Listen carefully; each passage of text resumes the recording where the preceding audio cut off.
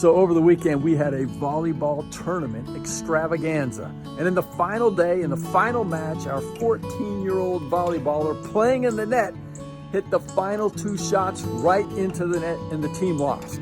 Immediately, she had her head bowed, she had huge tears falling out of her eyes, and I went up to her, I gave her a hug, and I said, "Honey, talk with me. Tell me what's going on." She goes, "Dad, it's all my fault that we lost."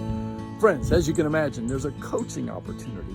However, it also made me think about today's thought from one of the best coaches of all time, John Wooden. And he says, today is the only day. Yesterday is gone. And so when we talked later, Clara still was thinking about that, ruminating on those thoughts. And I said, "You know what, Clara?" She goes, "What, Dad?" I said, "You ever seen somebody cut a piece of wood?" She goes, "Yeah, I have." I said, "Well, what happened?" She goes, "Well, they cut it and it comes in 2. I said, "Exactly." And I said, "What comes off the wood when the saw cuts through it?" She said, "Sawdust?" I said, "Right." I said, "Can you pick up the sawdust and can you cut sawdust?" She said, "Of course you can't cut sawdust." I said, "Right. And guess what? You can't hit those shots over again. All you can do is hit the next shot as best you can." She put a little smile on her face, and we're ready for the next one. Make today great. Pass it on.